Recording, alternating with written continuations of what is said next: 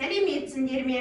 Қарағанды қаласы, Балақай бөбекжайы, қазақ тілі мұғалімі Мұкіржанова Күнсая Жолдыбековна. Аққу тобының тәрбиеленушілері.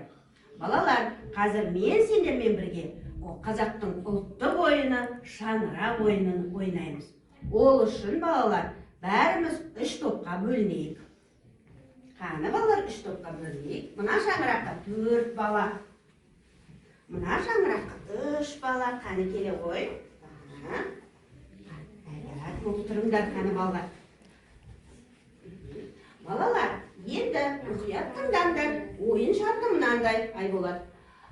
Балалар, әуен ойнаған кезде шаңырақтың айналасынан жүреміз. Әуен тоқтаған кезде шаңырақты көтеріп, жоғары қарап, жоғары көтереміз шаңырақты. Ойын шарты түсінікті ма, балалар? Ендеше ойынды бастайық. Қаны.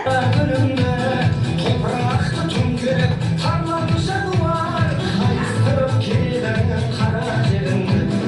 Айқайла, пай-пайла, думандар, той-тойла, шаңырақты айнала, алда кетті қаймала, бас қамшыңды тоқтамай. Айқайла, пай-пайла, думан.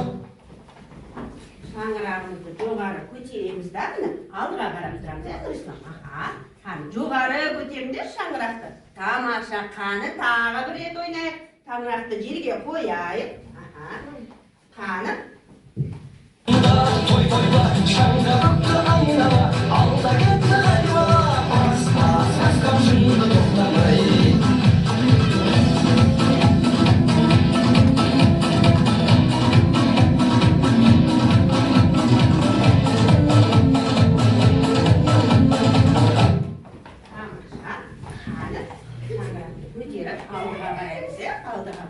Тамаша балалар, енді біз бұл ойындың мақсаты әрдайым шаңырағымыз биікте болсын, босағамыз берік болсын, сондай мақсатта жасалып отырған ойын. Балалар, бұл ойынның осылай әрі қарай өзінің жалғасын табады.